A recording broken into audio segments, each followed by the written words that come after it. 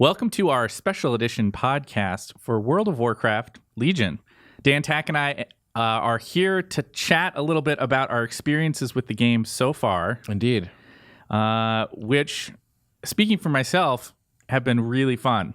Yeah, I'm just going to go on the record right now, and I'm going to state quite clearly that this is the best expansion World of Warcraft has had since Wrath of the Lich King for me. I'm going to one-up you. All right. I'm going to say that from my perspective, and we're going to go into this a little bit more as we talk. For me, this is my favorite expansion for World of Warcraft. Lich King is very included. Bold. It is bold, and I'm gonna defend that to you in a little bit. Sure.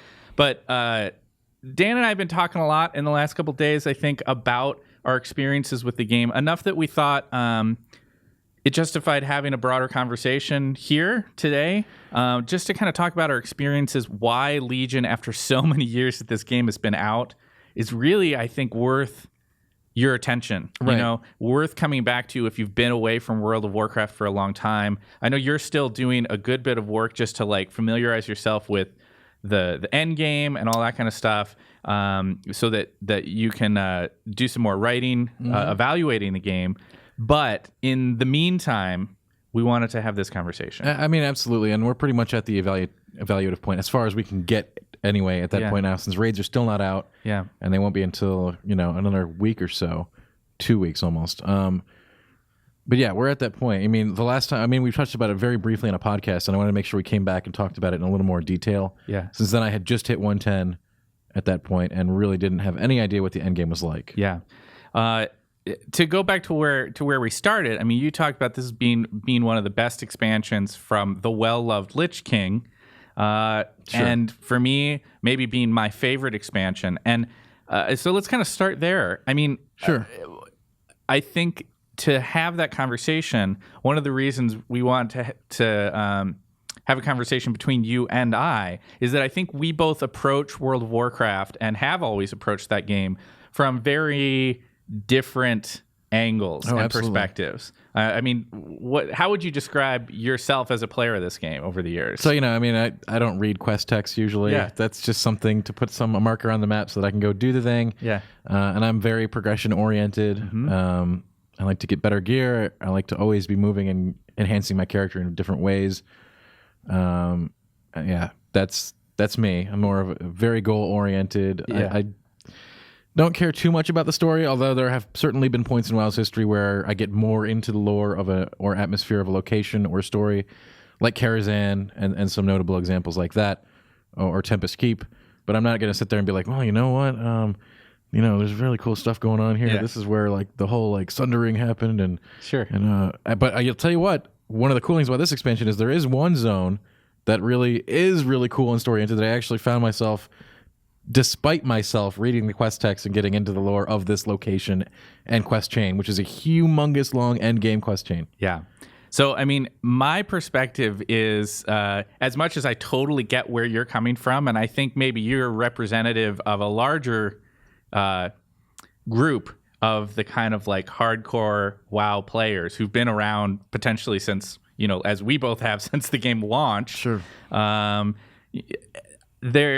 For me, there is an angle of I enjoy that there is like group content. I like doing dungeons. I like exploring all the stuff that is part of the game because it's an MMO. I do like the progression system, and I get something out of that kind of grind towards greater content.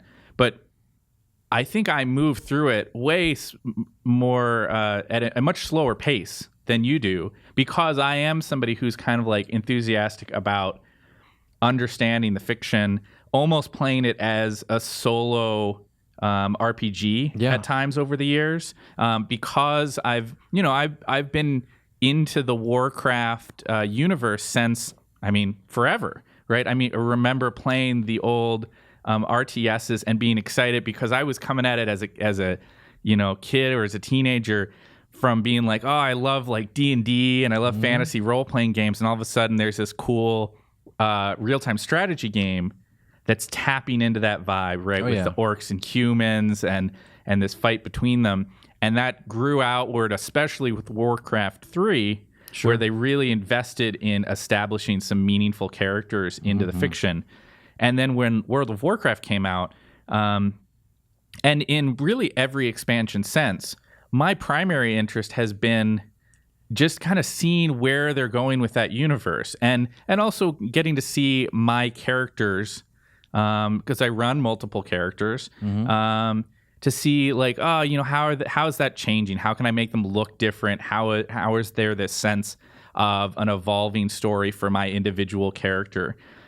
And so from that perspective, I think you can see why like Legion would be really huge for me. Right, they do a lot of really cool things in this by linking your character to your class and to your weapon, and making you more of the story than you ever have been before, while still continuing along some of the things they've done more strongly in the last couple expansions, which is have zone-wide quest chains that you're sort of designed to go through the entire thing to get to the finish line to see something resolved or get a cutscene, something of that nature. Yeah, so let's talk about some of those specific things that I mean, because for people listening, I think you're either somebody who's already part of the choir with us here, right? You're playing Legion and you're excited about what you found, or you're a maybe lapsed WoW player who's trying to decide like, oh man, it's been 12 years at this point. Do I really want to go back in for what is inevitably going to be a big time sink? I mean, there's no doubt about that. Certainly. World of Warcraft, anytime you play, it's going to be a huge investment. Maybe now time. more than ever. Yeah. But the thing is, you might like it more than ever now. I've got plenty to talk about in those things after we get through this topic. Yeah. So, like, if you're one of those people, I think that there is there's reason to be thinking about like why that might be worthwhile. Right? Why, after all this time, is this game something worth coming back to? Because that's something I've found myself questioning over the years. Like, I'll go back into each of these expansions and be like, man, like some of this stuff just feels, for as much as World of Warcraft was a revelation when it originally released and was by a wide margin the most sophisticated MMO I had played at that time. At times now, or at least in recent expansions, like Mists of Pandaria or Warlords, it felt archaic almost compared to some of the other stuff that was out there. At least in some regards. No, certainly. I mean, I've got lots of really great things to say about this game in a little bit, but certainly the MMO world has moved on to more action-oriented combat. I don't know any better way to put it. But we're moving away from the tab targeting systems that defined the EverQuest style, for lack of a better term, MMORPG. Yeah. And so, the combat certainly is not as fluid as those games, but in a lot of other regards, I think it still holds up today. Yep.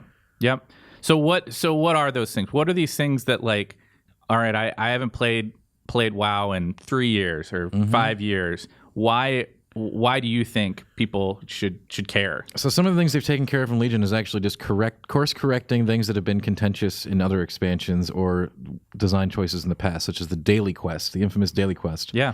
Which was made into this. Mr. Pandaria was sort of the one that made that the real villain. You really had to log in every day and go through just a laundry list of things to do every single day in order to get your faction rep up so that you could progress in an efficient manner and unlock things you needed. Well, this game still has all that cool faction stuff. Now everything is tied. The daily system has been morphed into this, what is called world quests. And these are available only at level 110. And they basically turn the world map of the Broken Isles into the Diablo 3 bounty quest system. So which is super fun. So they've learned from Blizzard's other games. Yeah. And this makes the whole daily quest thing not feel like a chore, because you really is like, oh, what do I get from that thing? Oh, I want that. I'm going to go over there and do that one. Right. And these come in this solves yet another problem on top of it, which is, what does the solo player do at 110? Well, what we used to do was stuff we didn't really want to do, right? Which is to queue up for dungeons endlessly. And now you can progress your character solely through these if you wish, and they include both single-player stuff, like that you can do on your own, and they also have stuff that's designed more for groups or that you can do with your bodyguard from your class hall. And you're going to run into other players because of how they have the cool realm sharing stuff going on. Sure. You're going to see other people there, and so they've corrected the whole thing where I'm not just going to sit in my garrison all day to do my daily junk and get all my cooldowns done. I'm going to have to go out into the world to these same zones, take on big monsters if they're there, Maybe do some cool little mini games. The Kirin Tour has a bunch of like mine puzzles and stuff that you do instead. Right. They're all linked to different factions, and you rep up with them, and you get goodies. You get goodie bags, just like Diablo 3 system. Right. So that's a super cool takeaway and an amazing way to bring the daily quest back in a way that isn't so venomous and boring. You log on, you actually just like scope out the world map. You're like, yeah, I kind of want to go do that for a new item. I want to go do that one to get some new materials, and I've got a gathering world quest over here. And these are just constantly popping up like a 3-hour flow. So it's just like a really interesting way to take one thing and turn it into something that's way better. I agree. And that's just one part of it. And then you've got, again, we touched on this just a second ago, and that's how progression works now. So as a solo player, if you want to progress, you can. If you're a dungeon runner, you can solo progress. And here's the cool part. If you're not into raiding, you can get the same kind of like at least eye level gear as a raider by really just grouping up with 40 buds and punching out mythics. Yeah. So here's another thing they took from Diablo 3, which is really cool. So the Mythic Dungeon is where you want to shoot for to play with your 4 buds. Right. But now they have like Mythic Keys, which are a lot like Rift Keys in Diablo. So you can keep making the dungeon harder and harder for better rewards. Right. And just like that. So just integrating these systems in a way that works for WoW has turned it into something really special. And there's even some Mythic-only dungeons that can only be completed on Mythic difficulty. So if you're a 5-man player, you've got you can go all the way to the top in progression. You don't even have to touch the raids. If you're a raider, still going to have raids. Yeah. And if you're solo, like pure solo, and you never want to talk to another human being, you've still got content for you. Yeah. I think one of the distinctions that I've drawn that is really compelling to me is something that seems like it's only a minor evolution at first glance, and turns out to be a really profound shift in the way somebody like me plays the game, which is the move from Warlords of Draenor's introduction of the Garrison, which was a cool system, but was largely almost like this kind of miniature, like, I'm going to build a town kind of thing. I mean, let's not, right? It was, I mean, at the end of it, I was very intrigued by it at first, and it seems really cool on the surface, but then at the end, you feel like you're managing, a mobile phone game with all the timers and stuff where it's like you got to wait 6 hours.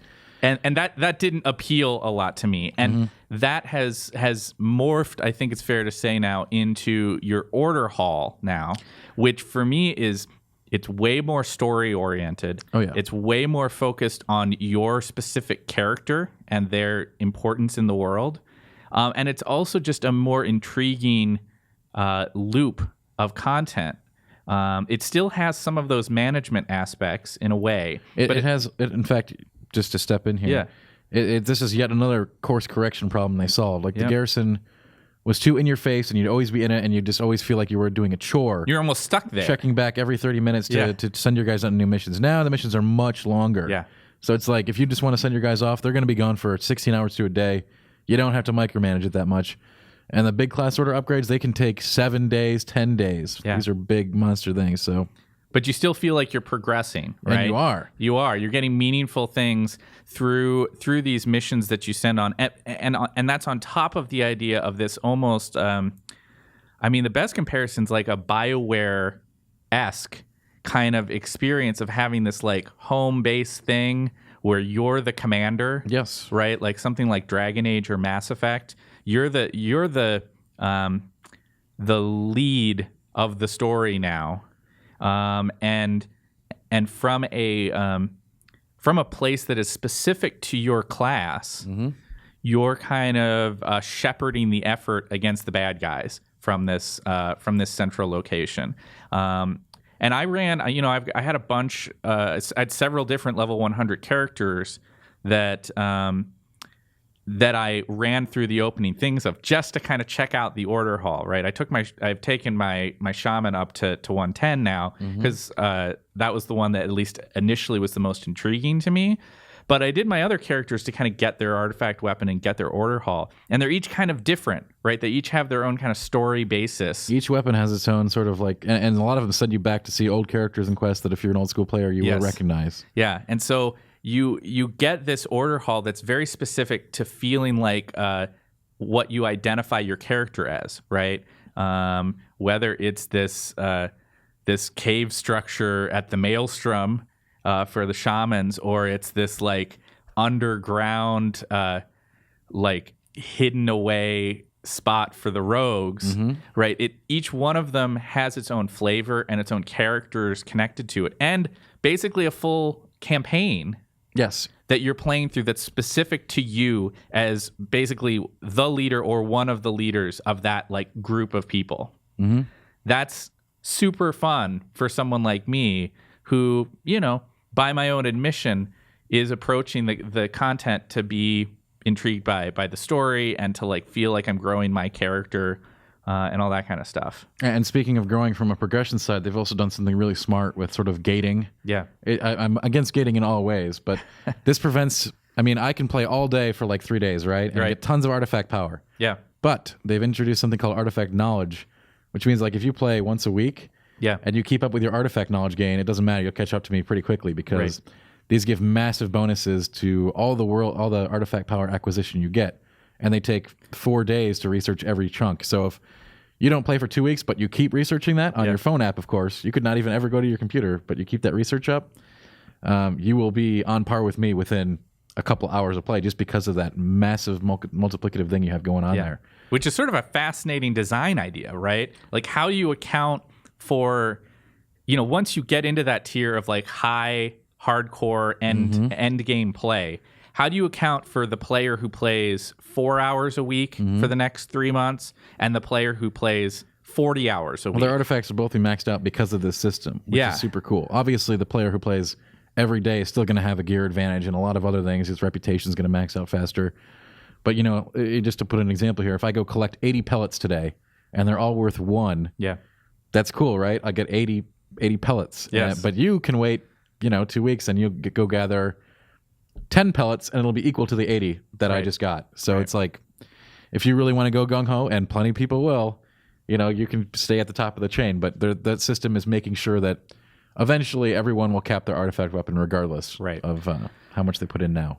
Well, and we've skirted around that central topic of talking about the artifacts, but they're a big deal kind of just in and of themselves. They're huge. Right? It's a fundamental shift to the idea of what your arsenal is about in the game. There's no weapon drops in Legion, right? You have 2 to 4, depending on your class, usually 3, artifacts that are very specific to your spec, that have their own short little quest, like opening quest line, right?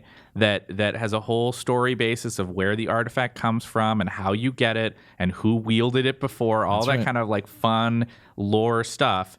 And then you have this kind of legacy item that you carry with you through the entirety of the expansion. And you can change. Eventually, it changes its appearance. Right, and that it would get really boring if it had the same appearance all the time. But you can actually unlock all kinds of like hidden skins and stuff for it as you go through and complete new achievements. And even without those appearance changes, we're not talking about like 3 or 4 of these things. Remember, because it's like there's quite a few specs. There's like 36, I think, right? Yes. Across all the different classes, so you still see a good bit of variety in what other players are wielding. It is occasionally weird to see like, oh, there's 2 guys with Ashbringer over there. Yeah. But you know that's part and parcel with an MMO experience, I think, for me. I mean, you know, after we went dimensional time travel and last expansion, you can explain anything, right? Yeah, so, sure. But on just a conceptual level, the artifacts allow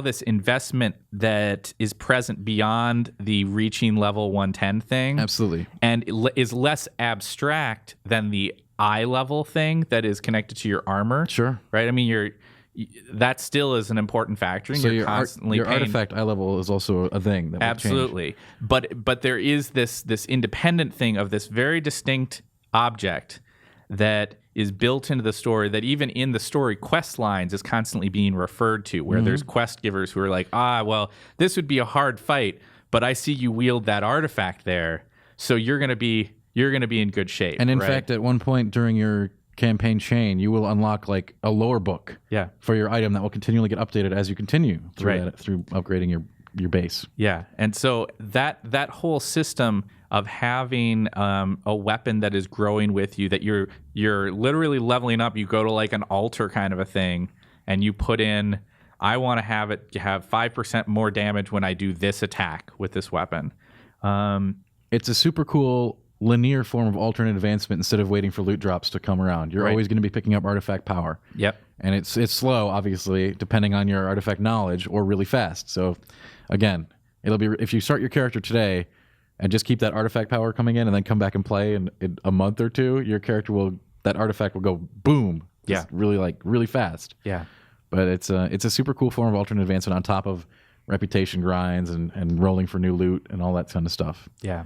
It's super fun for me just to kind of like have that artifact to hone in on the spec that I really enjoy and start moving forward with it. So that's another thing they got right. And another thing that's great. Yeah. Another thing that they didn't get right in Warlords of Draenor that's back and cool again is crafting. Yeah. When you could make all the stuff in your own garrison, your plants, your rocks were right there. Right. And you could make vendors that would create anything you needed. It was just like, wow, this is really all right. Yeah. Now you can actually like specialize in master recipes, and they have their own quest chains and they have their own stories. And it's been very interesting to work those up as well. See, that's again, my big takeaway is that it seems like they are addressing the you player and the me player there, right? Sure. They have made that system for the really progression-oriented people. They've made it appealing and engaging and while time-consuming, they've made that time consumption feel more meaningful, I think. Sure, it's not just make 5 potions to skill up anymore. Now you do really cool stuff. Like in my alchemy chain, I had to craft an invisibility potion and sneak up behind Khadgar and steal one of his hairs for a potion. Or like there's a dungeon that you can only see the mystical runes to unlock a secret boss if you drink a certain potion beforehand, and that unlocks it for the whole group. Yeah, and that in that way it appeals to that other type of player that is maybe more typical of like what I'm looking for, right? Where I want that if I'm going to invest the time in herbalism or alchemy or blacksmithing or whatever it's going to be, I don't want it to feel like this divorced thing from my character growth and from getting to know the world and seeing characters and that kind of thing. It's not like I need it to be this epic adventure or anything. I just want it to feel like it's connected to something. And now it does, right? Like there's a character that I go to who's a quest giver for my herbalism stuff. Yes. Right? And they have funny little quips that they make, and I know who that character is to a certain degree. If I want that. If you don't, you just click through the quest text like you do with everything else. Sure. And that works fine too. It does. But at least you have a thing that you're going to do that's a concrete task. Right. Like I need to go to this location in the world. I need to fight this enemy, retrieve this thing, and bring it back. Sure. Which is, I think, a lot of fun. So I think one of the things we haven't talked about is just the core content of like going through this world, the Broken Isles as a place, the things you're doing, which, not to sound like a broken record here, but it just feels more sophisticated and more engaging than I can remember a lot of that content being. Now, see, this is where it changed a little bit for me. Yeah. I thought the quest changed on the Broken Isle. So the first 4 zones, you can do them in any order because of the leveling thing, but basically you are going to go through them. Yep. Probably. Unless you do something crazy and just want to grind for some reason. But anyway, I found them very similar to the Warlords of Draenor zones. Okay. So that did not really get me going. It was everything that happened after those 4 zones that I thought were what that has really done it for me. The level 110 dungeons are significantly more interesting than the leveling dungeons in terms of bosses and encounters and everything. Just straight up. Those are just better. Yeah. And the zone of Suramar is one of the best zones I've ever seen in World of Warcraft. As a solo campaign, essentially. Yep. Much more involved and in-depth than the other zones. You get to go through this whole arc, and it integrates all kinds of other cool gameplay. Like there's like some Assassin's Creed stealth segments that they do very well in the city as you masquerade as one of these elves.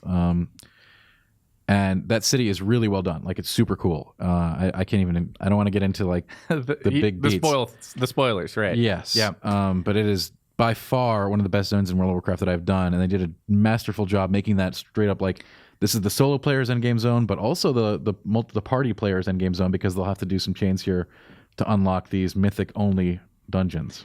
Yeah, I mean, I'd agree with you that from a mechanical perspective, the quest lines do feel very similar to what even in the other 4 zones to what was going on in Warlords of Draenor, which, to be fair, I think had some good questing in it. Like, I enjoyed a lot of the questing in Draenor, but the difference here is that the core the core thing that was going on in Draenor didn't capture my imagination as much, right? It always sort of felt like it was this like alternate timeline thing that didn't really matter a whole lot. That it was very much almost like it was hard not to feel like it was a placeholder before we got to the big let's move the story forward here. And in the case of Legion, I feel like each of the 4 outer Broken Isles regions, and then the stuff that I'm kind of just getting started into the Suramar stuff. And it is huge. Like, it is compared to the other zones, it's super big, massive. Right? Yeah, and but all of it feels like it fits in a more significant way into the broader, true storytelling of the Warcraft universe, right? Like, it feels like both the things that are happening are more meaningful, right? And that they're shedding light on aspects of the game that I've kind of always wanted to have a little bit more detail about. But they also make me feel more like my character is now kind of the tip of the spear of that story, right? Absolutely. They make a very conscious effort through like the class order stuff, like the order hall things, to take some of the established heroes and villains of the universe and almost push them to the side in some cases, right? Like sometimes through death. Yeah, and I hope we see more, to be fair. And it's not just because I want to see people. It's just like it's been 12 years. It's time to move things along. Absolutely. And so you see some if you care about this stuff, which obviously some players just don't care at all, but if you do, there's some characters that have been around since the really early days that are just wiped off the map here, right? Without going into too much spoiler territory. There's other ones that are sort of moved to the side to make way for your character being the linchpin of what's happening. And you feel that through the quest lines that you play throughout all the zones here. Yeah, and for the minor characters, in some cases, you actually become their boss. Like, you can control them to, they'll come out with you and back you up. Yeah, you have these champions that are your sidekicks, right? Everybody has that kind of pet. So no longer a garrison 20, you have 8 total people that will join you, and you can only have 5 active at once. So right. Much smaller scale, but they have more impact. Yeah. So yeah, like those are champions that are more minor nature, like Rexar and stuff like that. Mm-hmm. So one of the things we haven't talked about then is just the actual gameplay of like the different classes. They've tweaked a lot of stuff. So a lot of that stuff happened in advance of when Legion actually came out. Yes. I'm interested to hear your thoughts about this stuff. I mean, I think that in some ways matters more to you, but I want to give you my thoughts too, because I think we come at it from a little bit different angle. So I think we're finally entering a zone where it's not as complex as the old days. Yeah. Which was overly complex, and you needed 5 hotbars and macros and all kinds of stuff just to play. Yeah. But I think at some point things did become a little bit too simple, where you just have, here's my resource builder, here's my resource spender, and everything else really doesn't kind of matter. I'm just going to keep hitting 1 2 1 2 1 2, and that's no fun for anyone. Right. So now I think we're hitting sort of a happy medium where a player doesn't need macros, doesn't need add-ons or mods or anything. They can play with a couple of hotbars and understand, activate ability 1, then use 2, and then use 3, then use 4, then use a good mix of abilities, a basket of them. Yep. That they can use to achieve the best DPS rotation. Absolutely. I mean, that's been my experience, is that like it feels like it's hit a sweet spot. Probably leans a little bit more towards simplicity over complexity, but it does make it feel so like for players who want to just experiment and want to try out different classes, and who many people have all those different alts that they've played over the years. Oh yeah.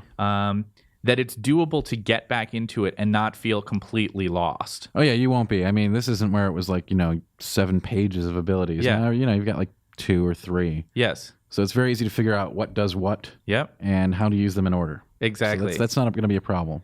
And I think they did something very smart in advance of Legion. I mean, you and I were both playing some of that like invasion stuff that they did, which made it super easy for people to level up and get ready. And even if you haven't done that, if you have, like, let's say you played one character up to, somewhere between 90 and 100, someplace it's real easy to finish boosting them, right? You get one character boost for free. Right. And you get the Demon Hunter. You can make your Demon Hunter, who's this like long-held fantasy of being Illidan or being like Illidan, that launches when you start a new Demon Hunter. They start at 98. So they're pretty much 100. You just get your. You go through the opening quest and they're at 100. So right there, you probably have, if you're a player who's invested any time in recent years into the game, you have probably 3. But if not 3, then you have 2 characters that you can immediately I'm going to have them at 100 and I'm going to just go play around. Yeah. Right. And that's been something else that I really like about the experience here is that I can take, I can see what the different artifacts are. I can see the different class order halls, and get a sense of like how these different classes are going to play. And then I can drill down. Sure. And focus on like, okay, well, this the guy, I really like this guy, how he's feeling now. I'm going to move forward, get up to 110. Sure. And that's what I've done. And I think there's probably going to be a lot of players who enjoy that experimentation that I think is only enabled because they've made the gameplay streamlined without going way, way over simplistic. Sure. Yeah, I'd agree with that. And just start with the Demon Hunter. Yeah. And then you can pick what you want to use your 100 boost on. Did you like the Demon Hunter? Yeah, the Demon Hunter is probably a little bit, hey, this is how it is, right? When a new class comes out in an expansion, they have to make sure it's competitive. Yeah. I think it might be a little too competitive. Okay. They're blowing up right now. They're very, very powerful as both tanks and DPS. Yeah. At least in my Mythic Dungeon experience so far. Yeah. We're not to the raids yet. Totally. So raids, what else are people like if they're looking out on the horizon? What does Legion have offering that's kind of coming up over time? Or if people are just getting started, they haven't hit 110, or they're like me, they've gotten to 110, but they're just kind of starting to explore that stuff. Well, what are some of the things you're excited about? Forever, but I mean, that's the world quests are like you can just do them, and you will. You'll be like, wow, it really works. Like it really works. Yeah. But anyway, one of the big shortcomings of WoW and a criticism of it that it's had for years and years. So as long as I can remember, past Wrath was like there is a huge content drop between release and the next expansion. Yeah. Sometimes a literal year will go by with nothing, and that's insane, right? Mm-hmm. For an MMO, certainly. So and they've stated constantly they're going to fix this, and of course they've said it again. But this time they're throwing us a preview too, so that to make sure that we know that new stuff is actually coming. They're not just joking. Right. They're not just saying that this time. There's really stuff they're already planned, and that goes past this one too. So, but the next big patch, which will have another raid actually for the raiders, and a 5-man mythic only dungeon, Karazhan. Yeah. So the old school BC raid is coming back as a 5-man, a giant 5-man. Right. So it's kind of a new experiment for them, right? So sort of like a week lockout. So raid style, 9 bosses, some old, some new, and including the opera events coming back with 3 new acts. So I can't wait to see what those are. Yeah. And that's just going to be like, it's going to have high-end gear. You're going to be able to do it with 4 buds, and it's going to be over the course of weeks. So if you don't want to raid, that's your top-end progression. Sort of how, interestingly enough, how Burning Crusades Karazhan was sort of the progression cap for those who didn't want to do the insane dungeons that were offered at the raid tier at that point. Yeah. And I don't blame them. Those were some really hard raids. Do you think this is going to be more, well, I guess you wouldn't know, but what's your guess? Do you think it's going to be more accessible, that Karazhan stuff now, even though it's 5-man? Or do you think they're going to still go for like, this is only for like it is really mythic, high tier? so you won't be able to find it in the LFG originally anyway. I'm sure they're going to have some way to fix this later on, but it is a large dungeon, so it's designed to be done with a group of 5 players. I think they're exploring ways for players like me who maybe don't want to do a raid, but we want difficult content that we can tackle on a weekly basis in a way that's not like, all right, you got to be on Monday, Tuesday, Thursday night, and we're doing it 4 hours a night. I don't want that anymore. Yeah. I want like, hey, I'm playing and you're playing. Let's go do something cool. Let's go do something that's on our level of, we don't just want to hit the LFD finder and go smash rogues because that just gets boring after a while. Yeah. So we want some tough content that we can tackle with just a group of us, not having to do the whole raid thing. But still, we're going to have gear on par with raiders because the experience is tuned to that. So I think, and they're throwing out a raid with it too. So what this tells me is they're looking at ways to support all ways of progression at the end game. Yeah. They've already got the solo stuff's already in. If you want to just log in every few days and see, well, going to do my bounties and get these loot baggies, they can contain even up the legendary items, which we didn't even talk about, right? Which are a new type of item, which are just insane that anybody can get. They're basically like eye level capped. Yeah, 895. Yeah. You ain't going to find anything higher than that this expansion without, I mean, theoretically possible, but no. Yeah. No, that's probably the cap for this expansion, and you get that.